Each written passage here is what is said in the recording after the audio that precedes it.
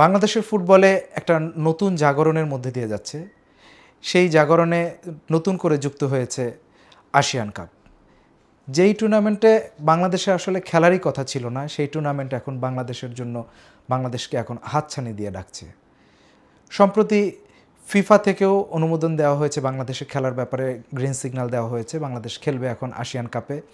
যেই কাপটা আসলে বাংলাদেশের জন্য ছিল যে সবচেয়ে বড় টুর্নামেন্ট ছিল যে সাফ চ্যাম্পিয়নশিপ, যেখানে বাংলাদেশ, ভারত, নেপাল, ভুটান, শ্রীলঙ্কা, পাকিস্তান খেলে থাকে। তো সেই টুর্নামেন্টটাকে বলা হয় বাংলাদেশের জন্য বিশ্বকাপ, আমাদের এই সাব রিজিয়নে।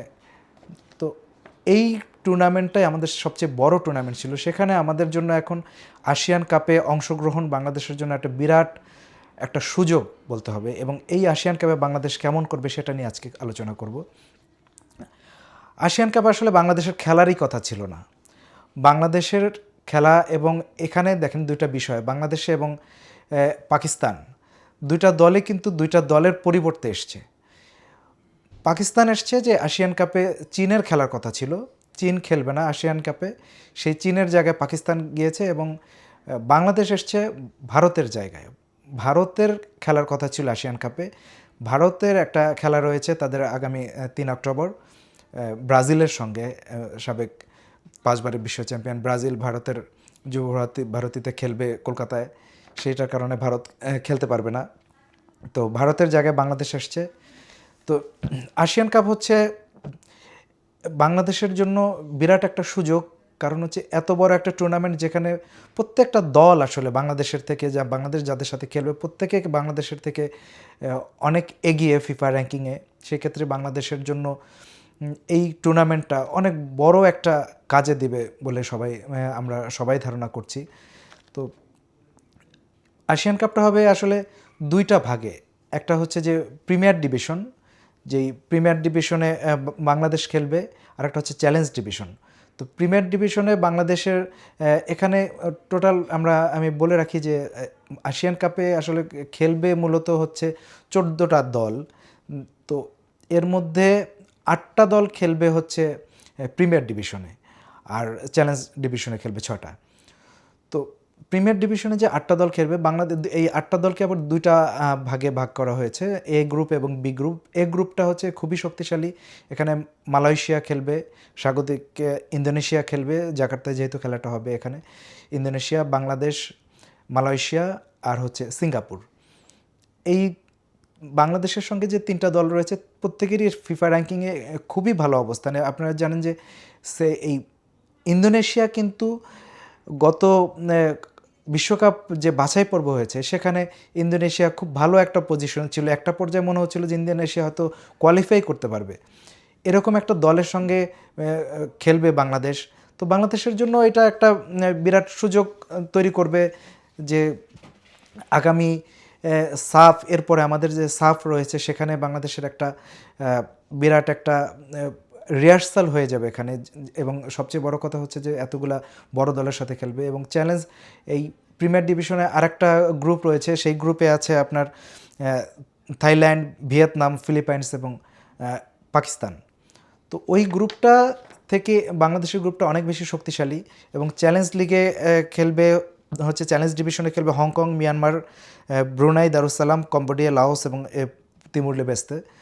তো এই দুইটা গ্রুপের এই যে চ্যালেঞ্জ ডিভিশনে যারা খেলবে এবং প্রিমিয়ার ডিভিশনে যারা খেলবে, এখানে ফিফা র্যাঙ্কিংয়ের ভিত্তিতে করা হয়েছিল। যেহেতু ভারতকে এখানে রাখা হয়েছিল এবং চীনকে রাখা হয়েছিল তারা ফিফা র্যাঙ্কিংয়ে আগানো, যদিও তারা রাম প্রত্যাহার করার কারণে এখন বাংলাদেশ এবং পাকিস্তান খেলছে দুইটা গ্রুপে। এবং এই খেলাটা বাংলাদেশের জন্য যে ইম্পর্টেন্ট, এর আগে কিন্তু টমাস ডুলি আমাদের কোচ, তিনি বলেছিলেন যে দেশে একটা টুর্নামেন্ট আয়োজন করার জন্য, যেই টুর্নামেন্টটা তার যুক্তিও ছিল ভালো, যে বাংলাদেশের মাটিতে খেললে হয়তো আমরা পরবর্তীতে দেশের মাটির যে অ্যাডভান্টেজটা এবং একটু কিছুটা ছোট দলের সাথে খেলে আমাদের যে জয়ের একটা অভ্যাস সেটা গড়ে তোলা। তার থেকে এখন আমাদের বাফুফের সিদ্ধান্ত নিয়েছে যে এই ধরনের বড় একটা টুর্নামেন্ট খেলার, যেহেতু বাংলাদেশ একটা সুযোগ পেয়েই গেছে, সেই সুযোগের কারণে তারা সুযোগের সদ্ব্যবহারটা করতে চাচ্ছে। এবং এইটা আমি মনে করি যে এটা অবশ্যই বাংলাদেশ দেশের জন্য খুবই একটা ভালো সিদ্ধান্ত হয়েছে যে এরকম একটা বড় টুর্নামেন্ট তারা খেলবে। এখানে বাংলাদেশের সবচেয়ে বড় কথা হচ্ছে এই টুর্নামেন্ট খেলতে বাংলাদেশের কোনো টাকাই কিন্তু খরচ হবে না। বাংলাদেশ পুরা টুর্নামেন্টটা যে ওখানে থাকা খাওয়া এবং যে আসা যাওয়ার প্লেন ফেয়ার সবই পাবে, এমনকি তারা টুর্নামেন্টে অংশগ্রহণ করার জন্য কিন্তু প্রত্যেকটা দলের জন্য একটা প্রাইজ মানি রয়েছে। সেই প্রাইজ মানিটা কিন্তু বেশ ভালো, $1,25,000, যেটা প্রায় বাংলাদেশি টাকায় প্রায় 2 কোটির কাছাকাছি হয়ে যায়। এটা শুধু অংশগ্রহণ করলেই পাবে, এবং এছাড়া প্রতিটা ম্যাচ জয়ের জন্য ড্রয়ের জন্য কিন্তু আলাদা করে প্রাইজ মানির ব্যবস্থা রয়েছে। তো এই টুর্নামেন্টে যদি প্রথম ম্যাচটা বাংলাদেশ খেলবে হচ্ছে মালয়েশিয়ার সঙ্গে, তারপরে 27 সেপ্টেম্বর, তারপরে খেলবে 29 সেপ্টেম্বর খেলবে হচ্ছে ইন্দোনেশিয়ার সাথে, এরপরে অক্টোবরের 1 তারিখে খেলবে সিঙ্গাপুরের সাথে। প্রতিটা দলই কিন্তু বাংলাদেশের থেকে তুলনামূলক শক্তিশালী। সেক্ষেত্রে বাংলাদেশের যেটা হবে যে বাংলাদেশের যেহেতু এখন অনেক আমরা বাইরের প্লেয়ার যাদেরকে বলি আমরা প্রবাসী ফুটবলার, তারা বাংলাদেশে রয়েছে। হামজা চৌধুরীর মতন প্লেয়ার রয়েছে, এবং আরও পাইপলাইনে জায়ান হাকিম, তারা আসতে পারেন এই টুর্নামেন্টে খেলতে। যদি এরকম একটা পরিস্থিতির তৈরি হয়, যদি বাংলাদেশে আরও কিছু ফরেন প্লেয়ার যুক্ত হয় বাংলাদেশ দলে, প্রবাসী বাংলাদেশি যারা আছেন, তাহলে কিন্তু বাংলাদেশের শক্তিটা আরও বাড়বে। আর গত কয়েকটা টুর্নামেন্ট বাংলাদেশ যেভাবে খেলেছে তাতে মনে হচ্ছে যে এই টুর্নামেন্টে অবশ্যই বাংলাদেশ ভালো করার একটা সুযোগ রয়েছে। বিশেষ করে ইন্দোনেশিয়ার সঙ্গে যদি বাংলাদেশ ওইভাবে মোটামুটি একটা ফাইট দিতে পারে, তো ইন্দোনেশিয়ার থেকে কিন্তু মালয়েশিয়া এবং সিঙ্গাপুর তুলনামূলক একটু সহজ, যেটা আমরা মনে করি যে একটু সহজ হবে। সেক্ষেত্রে বাংলাদেশ অবশ্যই ট্রাই করবে সিঙ্গাপুরের সঙ্গে, কারণ সিঙ্গাপুরের সঙ্গে কিন্তু গত টুর্নামেন্টেও কিন্তু এর আগে এশিয়া কাপ, ফিফা বিশ্বকাপ বাছাই পর্বে কিন্তু সিঙ্গাপুরের সাথে বাংলাদেশ কিন্তু ফাইট করেছে, ভালো করেছে। দেশে এবং দেশের বাইরের কিন্তু সিঙ্গাপুরের সাথে ড্রও করেছে। তো ওরকম একটা এই টুর্নামেন্টে যদি সেটা করতে পারে, এই টুর্নামেন্টে আরও ভালো যদি করতে পারে বাংলাদেশ, অবশ্যই সিঙ্গাপুরের সাথে একটা জয় পাওয়ার ব্যাপার আমরা আশাবাদী। আর এরপরে আছে মালয়েশিয়াও অনেক ভালো টিম, সিঙ্গাপুরের সাথে অনেক ভালো টিম। যদি তাদের আসল খেলাটা খেলতে পারে তাহলে মিনিমাম ড্র করার সামর্থ্য কিন্তু বাংলাদেশের আছে। ইন্দোনেশিয়ার সাথেও যদি ভালো খেলতে পারে, যতটুকু সম্ভব ভালো খেলে একটা সম্মানজনক রেজাল্ট করা, সেটা যদি করতে পারে তাহলে তো বাংলাদেশের জন্য আরও ভালো হবে। এবং এই টুর্নামেন্ট থেকে যতটুকু রসদ পাবে, সবচেয়ে বড় ব্যাপার হচ্ছে এই রসদটা কিন্তু কাজে লাগাতে পারবে আগামী সাফ চ্যাম্পিয়নশিপে, যেটা নভেম্বরে ঢাকায় অনুষ্ঠিত হবে। তো সেই সাফে বাংলাদেশ যদি ভালো করতে চায়, ভালো করার জন্য এই রিহার্সালটা বাংলাদেশের জন্য, এই প্রস্তুতিটা বাংলাদেশের জন্য একটা বিরাট ব্যাপার হবে। এবং বাংলাদেশ আগে কখনোই এ ধরনের সাফের আগে এত বড় একটা টুর্নামেন্ট দিয়ে প্রস্তুতি শেষ করে নাই। তো এই টুর্নামেন্টে যদি আপনি ধরেন, এই টুর্নামেন্টে একটা ভালো একটা দিক হচ্ছে, টুর্নামেন্টে এই বাংলাদেশের গ্রুপে 3টা দল, যদি আরও 3টা দলের সাথে 3টা ম্যাচ তো থাকবেই তাদের, এবং সেই সঙ্গে কিন্তু 4 নম্বরের একটা ম্যাচও কিন্তু অবধারিতভাবেই বাংলাদেশ একটা খেলবে। সেটা আমি একটু ব্যাখ্যা করি সেটা কিভাবে খেলবে। টুর্নামেন্টে এ গ্রুপ এবং বি গ্রুপ, এ গ্রুপের চ্যাম্পিয়ন এবং বি গ্রুপের চ্যাম্পিয়ন, এই দুইটা গ্রুপ চ্যাম্পিয়ন খেলবে হচ্ছে ফাইনাল খেলবে 2 গ্রুপ চ্যাম্পিয়ন, তাদের মধ্যে থেকে একজন চ্যাম্পিয়ন হবে, একজন রানার আপ হবে। 2 গ্রুপের যে রানার আপ, এরা খেলবে হচ্ছে 3য় স্থান নির্ধারণের জন্য, এবং 2 গ্রুপের যে 3য় স্থান দল তারা খেলবে 5ম স্থানের জন্য, এবং 2 গ্রুপের সর্বশেষ যারা থাকবে, অর্থাৎ 2 গ্রুপের যে চতুর্থ যে দল 2টা থাকবে, তারা খেলবে হচ্ছে 6ষ্ঠ স্থানের জন্য। অর্থাৎ বাংলাদেশ গ্রুপে অবস্থান যেটাই হোক, বাংলাদেশ যদি গ্রুপ চ্যাম্পিয়ন 2য় বা 3য় অথবা 4র্থও যদি হয়, তারপরেও কিন্তু বাংলাদেশ আরেকটা ম্যাচ খেলার সুযোগ পাবে।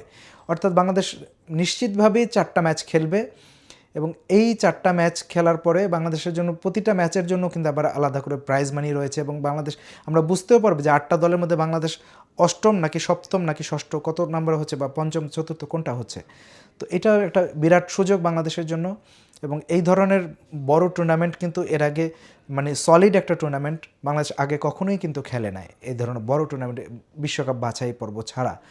তো বাংলাদেশের জন্য শুভকামনা থাকবে যে এই টুর্নামেন্টটা দিয়ে বাংলাদেশ তাদের জাত চেনাবে। বাংলাদেশ যে একটা ধীরে ধীরে যে একটা দক্ষিণ এশিয়ার গণ্ডি পার হয়ে যে এশিয়ার পরিমণ্ডলে যে বাংলাদেশ একটা নতুন শক্তি হিসাবে যে আমরা সবাই ভাবছি যে সেই অবস্থানটা তৈরি হয়েছে, ধীরে ধীরে গ্রুমিংটা সেই পর্যায়ে চলে গেছে, সেটা ফোকাস করার জন্য এই টুর্নামেন্টটা বাংলাদেশের জন্য খুবই ইম্পর্ট্যান্ট। এবং বাংলাদেশের জন্য আশা করব যে বাংলাদেশ এই টুর্নামেন্ট দিয়ে তাদের অবস্থানটা আরও শক্তিশালী জায়গায় নিয়ে যাবে এবং বাংলাদেশ জানাবে যে বাংলাদেশ আসলেই বাংলা টাইগাররা, যে তাদের ফুটবলে যে নতুন জোয়ার সৃষ্টি হয়েছে বাংলাদেশে, সেটা তারা সারা বিশ্বের কাছে, যেহেতু এটা ফিফার একটা টুর্নামেন্ট, এই ফিফার কাছে সারা বিশ্বের কাছে নতুন করে বাংলাদেশকে চেনাবে।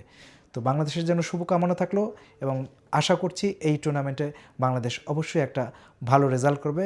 হামজা সামিত্রা আবার তাদেরকে নতুন করে বিশ্ব পরিমণ্ডলে বাংলাদেশের জার্সিতে তারা নতুন করে চেনাবে।